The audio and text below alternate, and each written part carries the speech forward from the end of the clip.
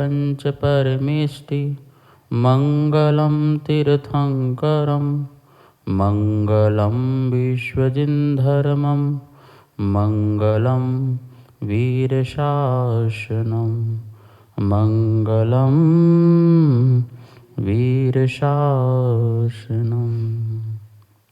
वंदितो सव्यसिद्धे ध्रुवमचलमनोभवं गतिं पत्ते वोक्षामि समय पाहुड मृणमो सुध के बलिभरितम। समय सार परम मांगलिक ग्रंथ है और हर किसी को श्री गुरु मुख से सुनना चाहिए, पढ़ना चाहिए, अध्ययन करना चाहिए, क्योंकि हर आत्मा का उद्देश्य है अपने को सुखी बनाना, अपने को शुद्ध बनाना हर आत्मा का उद्देश्य होता है।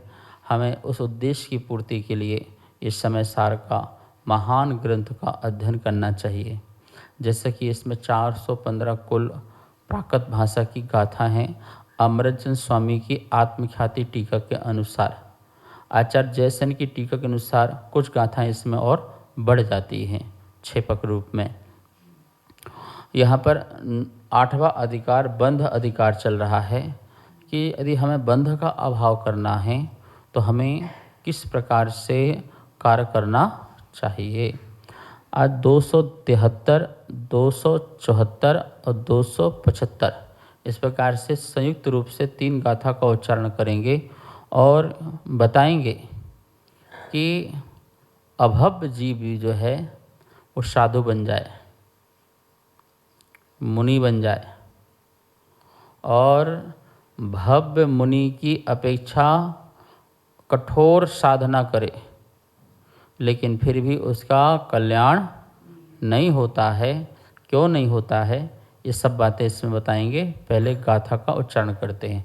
वद समिधि गुत्तियो शील तवम जृणवरेहि पर्णतम कुवंतो वि अभवो अन्नानि मिच्छदिठिदु मुखम असदहंतो अभवीय सत्तो दूजो अधिएज पाठो न करेदि गुणम असदहंतस्य नाणम तो सदहदि या पत्तेदि या रोचेदि या तह पुणो या भासेदि फासेदि धम्मम भोग निमित्तम नादु सो कम्मक्षय निमित्तम। बद समिधि गुत्तियो शील तवम जिणवरेहि पर्णतम कुवंतो वि अभवो अन्नानि मिच्छदिठिदो मोक्षम असदहंतो अभवीय सत्तो दुजो अधिएज पाठो न करेदि गुणम असदहन्तस्य नाणं तु सदहदि या पत्तेदि या रोचेदि या तह पुणो या फासेदि धम्मं भोगनिमित्तं न दुशोकं मक्षय निमित्तम्। व्रत समिति गुप्ति शील तप आदिक सभी जिनवर कथित करते हुए भी अभव्य जन अज्ञानी मिथ्या दृष्टि हैं। मोक्ष के श्रद्धान बिन सब शास्त्र पढ़ कर भी अभवी को पाठ गुण करता नहीं है, ज्ञान के श्रद्धा बिन। अभव्य जन श्रद्धा करें, रुचि धरें अर रच पच रहें। जो धर्म भोग निमित्त है, ना कर्म क्षय में निमित्त जो। जिनवरे ही पंडितम, जिनवर देव के द्वारा कहे गए वद समिति गुत्तियो, व्रत समिति गुप्ति, शील तव, शील और तप को बंतो भी अभव्यो, करते हुए भी अभव्य जीव, अन्नाणी मिच्छदिट्ठी, अज्ञानी और मिथ्या दृष्टि है। मोक्षम असदहंतो, मोक्ष की श्रद्धा से रहित, अभवीय सत्तो दो, वह अभव्य जीव जो अधिएच्छ यद्यपि शास्त्रों को पढ़ता है तथापि असदहंतस्य नानम, तो ज्ञान की श्रद्धा से रहित उसको पाठो न करेति गुणम, शास्त्र पठन गुण लाभ नहीं करता। सद्यति श्रद्धा करता है, पत्येति प्रतीति करता है, रोचेति रुचि करता है, तह पुणो या फांसेति और फिर वह स्पर्श भी करता है। धम्मम भोग निमित्तम, धर्म को भोग के कारण, न दुसो कम्मक्षण निमित्तम, कर्म क्षय का कारण नहीं है। देखिए क्या बातें कह रहे हैं यहाँ पर। वद समिति गुत्तियो शीलतवम जिणमणि पंडितम, जिनेन भगवान के द्वारा जो व्रत कहे गए हैं, पंच समिति कही गई है, 3 गुप्ती कही है, शील कहे गए हैं, तप कहे गए हैं, को बन तो उनको करता हुआ भी। अब बड़े ध्यान से सुनो यहाँ पर, कह रहे जैसे जिनेन भगवान ने कहा है बिल्कुल वैसे ही उनको करता हुआ, कहीं भी किसी भी प्रकार का उसमें दोष नहीं लगने दे रहा। जैसे अहिंसा महाव्रत का है तो तरस और स्थावर किसी भी जीव को वो दुख नहीं दे रहा। उसकी चर्चा से और उसकी चर्या से कोई भी जीव को कष्ट नहीं होता है। हर क्रिया को या हर कार्य को बड़ी ही सावधानी पूर्वक समिति पूर्वक पालन करता है, तो व्रतों में दोष नहीं लगने देता है। इतना अभव्य जो जीव है व्रतों का उत्कृष्ट पालन करता है।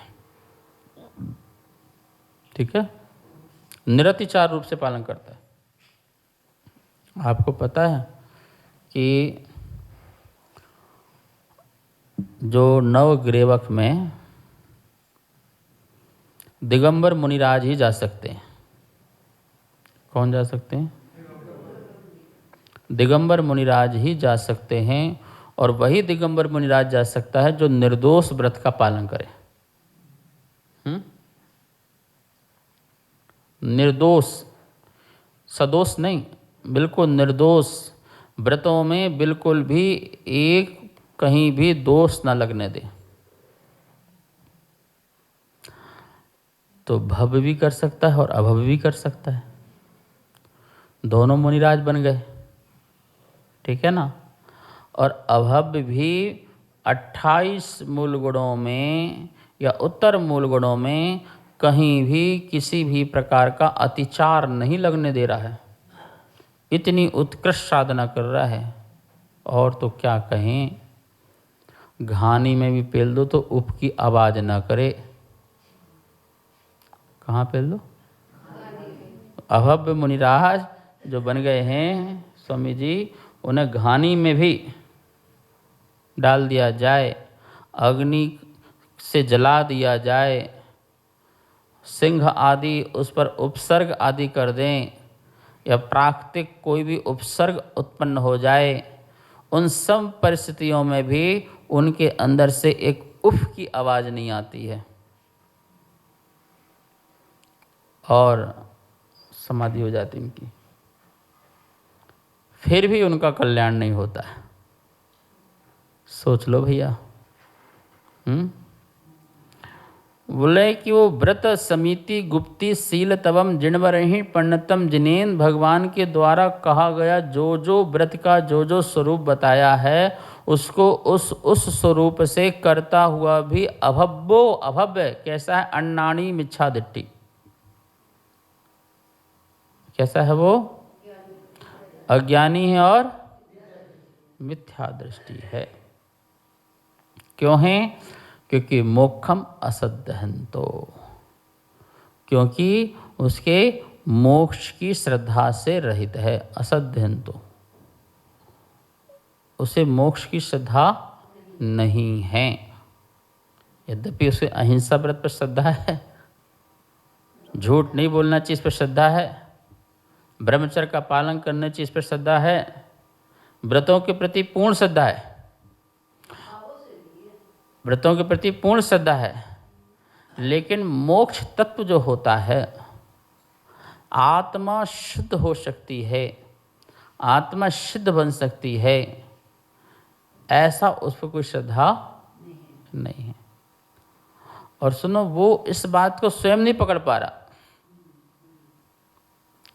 स्थूल से तो समझ रहा है कि हाँ मोक्ष है, लेकिन सूक्ष्मता से जो उसके उपयोग में सूक्ष्मता उपयोग है, उस उपयोग में उसके भी पकड़ में नहीं आ पा रहा है कि या उस मोक्ष तत्व का आनंद ले पा रहा हो, या जीव तत्व का आनंद ले पा रहा हो। प्रयोजन भूत जो तत्व है, जीव तत्व मोक्ष तत्व, उसको वो महसूस कर पा रहा हो, चैतन्य का मतलब कि ज्ञाता दृष्टा का अनुभव ले पा रहा हो, वो ऐसा वो नहीं कर पा रहा है।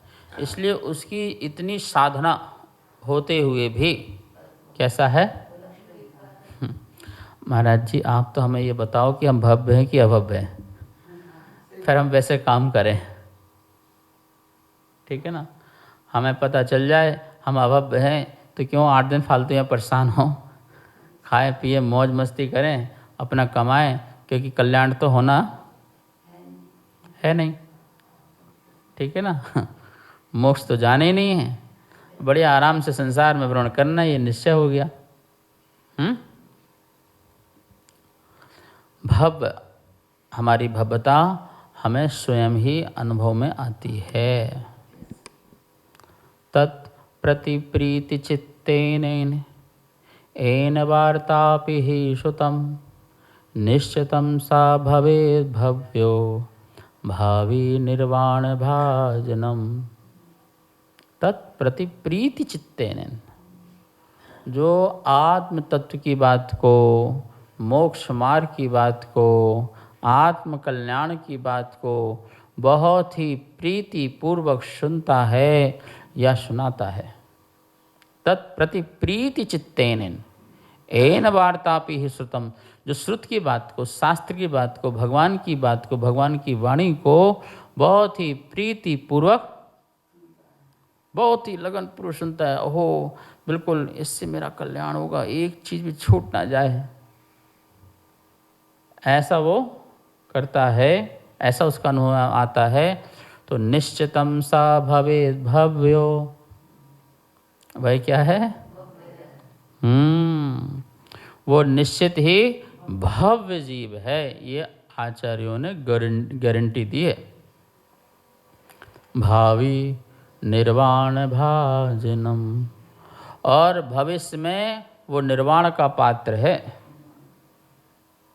नियम से ऐसी धर्म में रुचि रखने वाला, आत्म तत्व रुचि रखने वाला, जीव तत्व मोक्ष तत्व पर रुचि रखने वाला, 7 तत्वों में रुचि रखने वाला जो जीव है, वो नियम से भविष्य में निर्वाण को प्राप्त होगा। अब किससे पूछना है भव्य है कि अभव्य है? तो आपको अपने आप में अनुभव करना है कि भैया मुझे सच में मोक्ष मार्ग के प्रति लगन है कि नहीं, मैं कौन हूँ, मैं क्या हूँ, क्या हो सकता हूँ, किस निमित्त से आया हूँ, ये सारे प्रश्न अपने में खड़े होते कि नहीं होते, और उनका समाधान खोजते हो कि नहीं खोजते हो, जो हो सकता हूँ उसका उपाय क्या है उस पर पुरुषार्थ करते हो कि नहीं करते हो। यदि पुरुषार्थ की भावना है या उस रूप प्रकट करने की भावना है तो आप अपने आप को भव्य समझ सकते हो। ठीक है। अन्यथा अभव्य जीव भी जो है धर्म को सुनता है, धर्म को करता है। वो बात अलग है कि साक्षात अरहंत के सामने अभव्य जीव आ नहीं पाता है। जो 8वीं पृथ्वी है, श्री मंडप में जो है अभव्य का प्रवेश नहीं हो पाता है। ठीक है ना। भव्य और अभव्य कूट होते हैं। ठीक है। तो अभव्य कोई वहाँ पहुँचे तो सामने उसकी इतनी चकाचौंध होती है कि सामने का रास्ता दिखता नहीं है, तो वापस पहुँच जाता है। लगता अंधेरा कुछ नहीं और रास्ता कुछ नहीं, पीछे आ जाता है। ऐसी व्यवस्था बनाई गई है।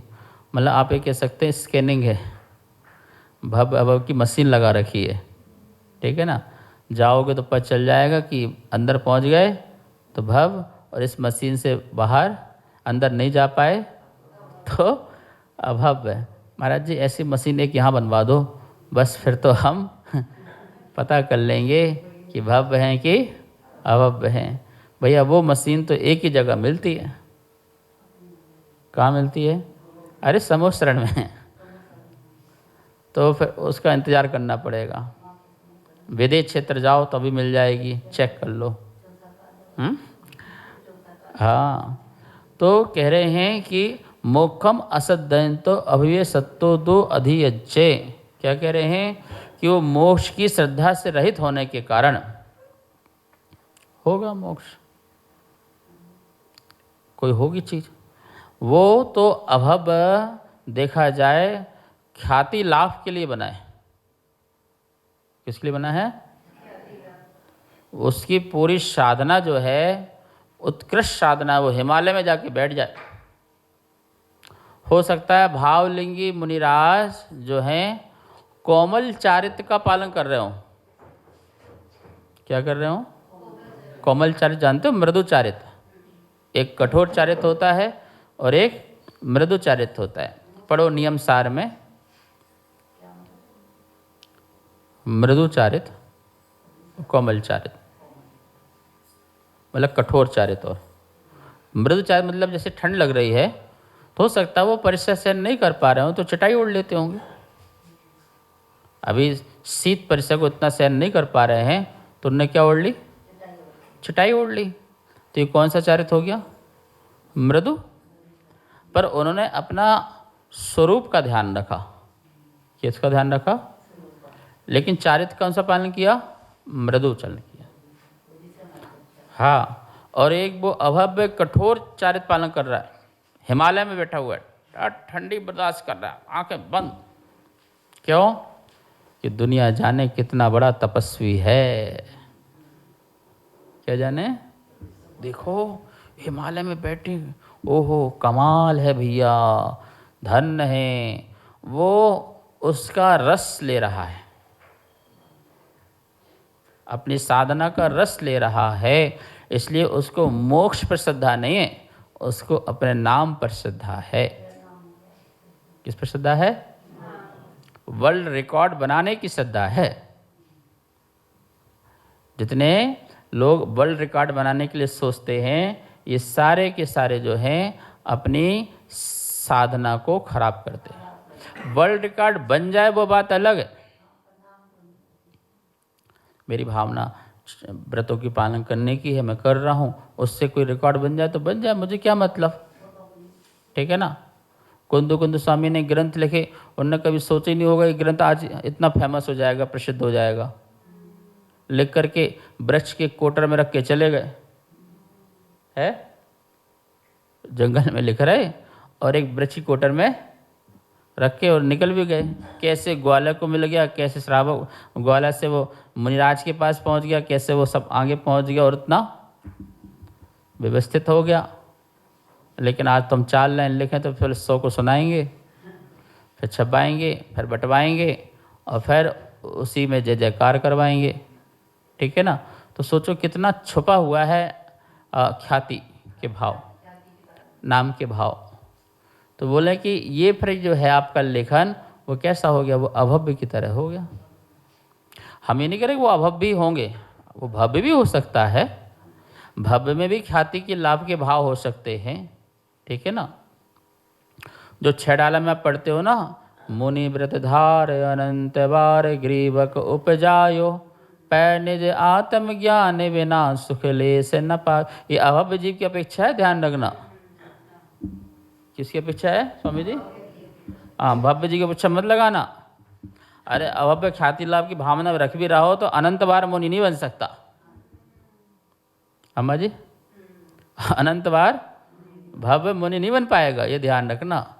ये तो अभव्य की अपेक्षा है कि अभव्य जीव ऐसा व्रतों का पालन करे अनंत बार ख्याति लाभ के लिए कि पै निज आत्मज्ञान बिना,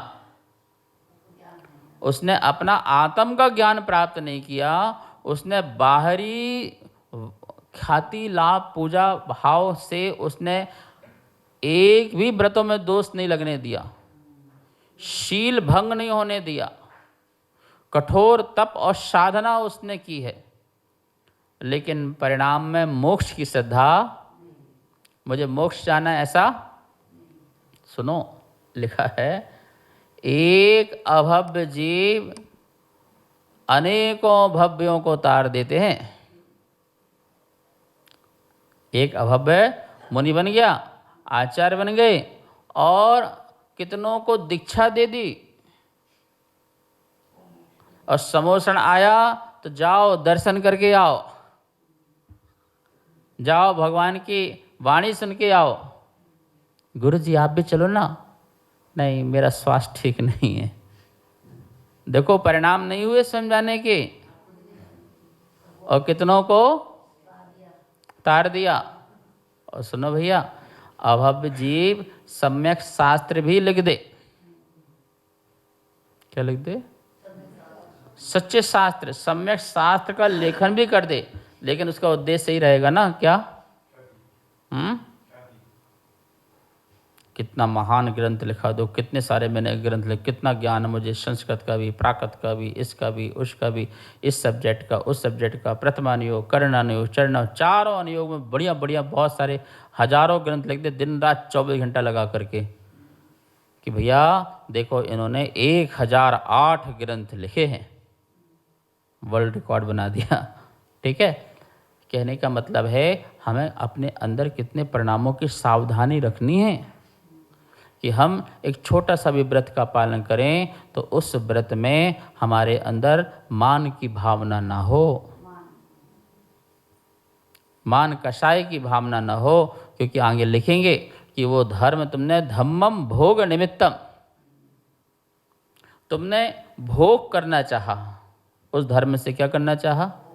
ये ख्याति लाभ भी भोगी है ना, तो तुमने वो भोग करना चाहा, उससे तुमने उसका दुरुपयोग किया है। तुम उससे सुख चाह रहे थे, संसार में अपना जगत में नाम चाह रहे थे, या सुख साधन चाह रहे थे कि, या फिर इस धर्म के प्रभाव से मैं अच्छे इंद्र आदि पद की प्राप्ति होगी, या फिर मैं मनुष्य में जन्म लूँगा अच्छे पद में प्रतिष्ठित होऊंगा। तो मैंने वो धर्म को अपने सुख के साधन के लिए या आत्मख्याति के लिए जो मैंने ये कार्य किए हैं, वो कह रहे हैं कम्मक खय निमित्तम ना। कितनी सुंदर बात कही है, सद्दह दी या पत्ते दी, या रोचे दी या तह पुणो या फांसे दी। बोले सुनो, उसने इन व्रतों के प्रति श्रद्धान भी किया, हाँ ऐसे करना है, ऐसे करना, ऐसे और ऐसे नहीं करना, ऐसे करना, श्रद्धान भी किया। और क्या किया? पत्ते दी, उसका प्रतीति भी किया, अनुभव भी किया। कैसे अनुभव किया?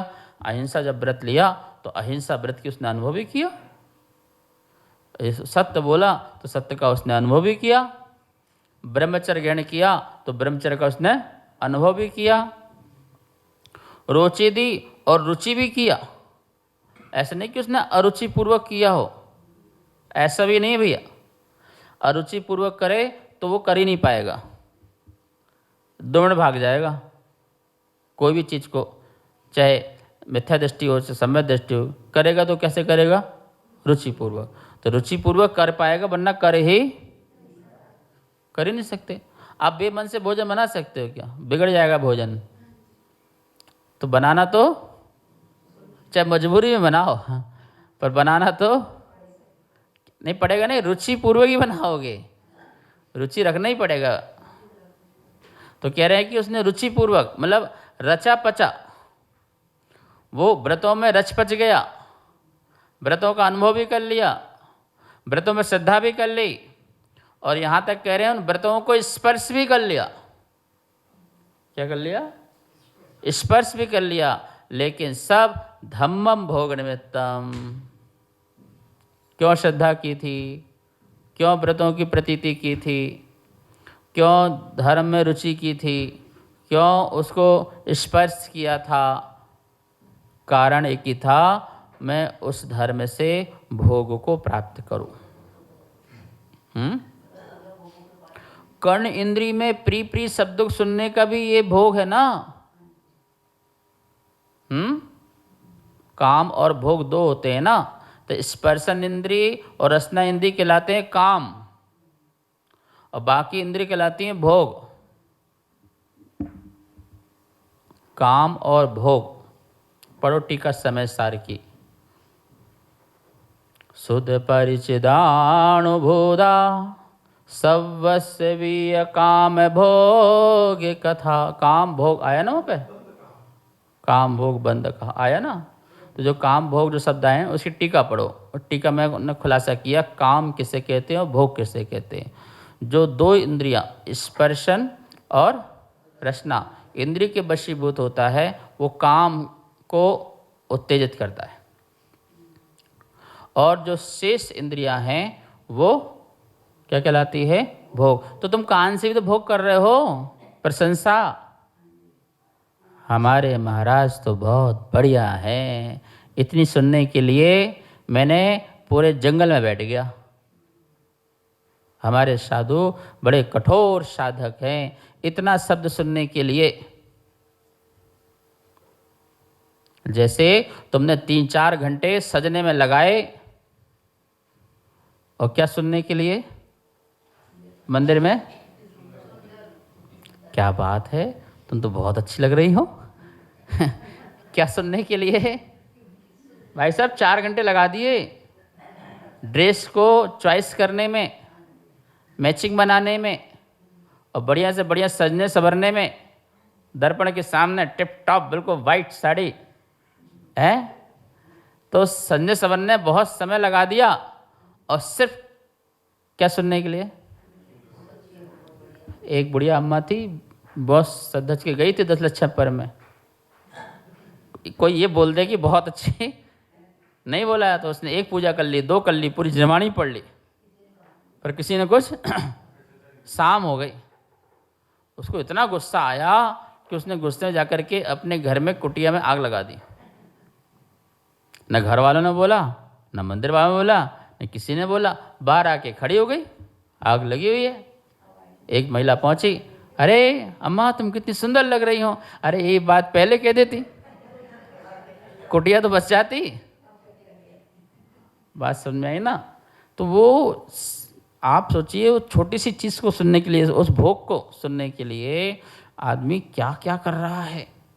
ऐसे ही कोई साधु संत अभव्य भी बन जाए, और अभव्य साधु संत बन करके वो भी इतनी कठोर साधना करे, तो बोले उसका कर्म क्षय होने वाला नहीं है। शेष विषय कल। जा वाणी के ज्ञान से सूझे लोकालो, शो वाणी मस्तक धरो सदा दे तो धो। हे जनवाणी भारती तो हे जपो दिन रेन, जो तेरी शरणा धरे सो पावे सुख चैन। 9 बार नमो।